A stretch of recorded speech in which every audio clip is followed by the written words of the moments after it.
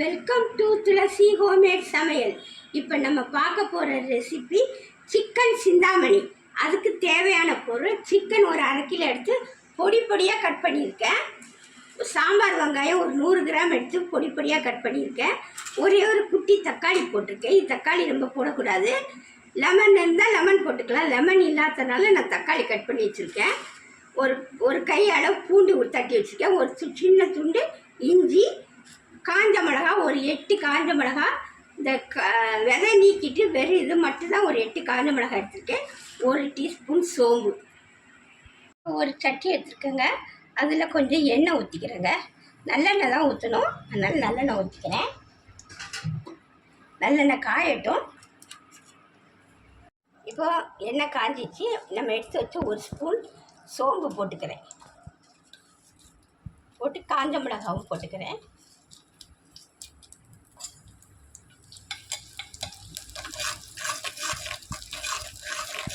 வெங்காயத்தை போட்டுக்கிறேன். வெங்காயத்தை அந்த இஞ்சி பூண்டு பேஸ்ட்டு போட்டுக்கிறேன். போட்டு கொஞ்சம் வதங்கட்டும்.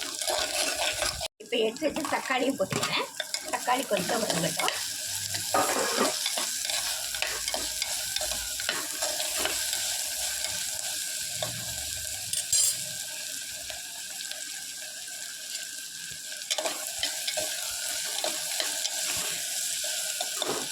இப்போ நம்ம எடுத்து வச்ச சிக்கனையும் போட்டுக்கலாம். அந்த காஞ்ச மிளகாய் காரமும் பெப்பர் தூள் காரமும் தான் இந்த இதுக்கு தேவை. மிளகாத்தூள் எல்லாம் தேவையில்லை. 1 ஸ்பூன் பெப்பர் தூள் எடுத்து வச்சுருக்கேன். அது ஒரு சிட்டிக்கை, ஒரு பிஞ்சு மஞ்சள் தூள், ஏன்னா கவுச்சி வசல் இல்லாமல் இருக்கும். நல்லா வேகட்டும். கொஞ்சம் வதங்கி வரட்டும். அதுக்கப்புறம் காட்டுவாங்க.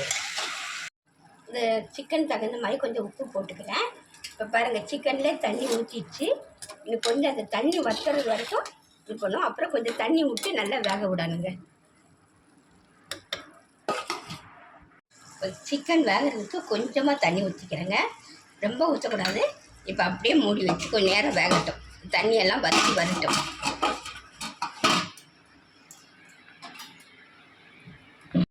அப்பப்போ எடுத்து கிளறி கொடுத்துட்டே இருக்கணும். எல்லா தண்ணி அவ்வளோ வற்றிட்டு பாருங்கள். பார்க்கவே அழகாக இருக்குது பாருங்கள். இந்த சைடில் கொஞ்சமாக கருவேப்பிலை போட்டுக்கிறேன்.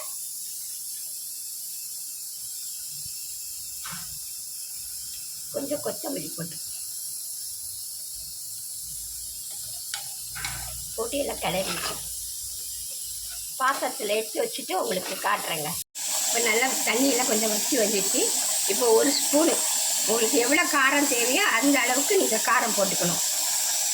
1 ஸ்பூன் நான் போட்டுக்கிறேன். மிளகுத்தூள் போட்டு நல்லா பிறச்சி விட்டுருக்கேன். இது கொஞ்சம் வரட்டும். அந்த எண்ணெயெல்லாம் பிரிஞ்சு வரட்டும்.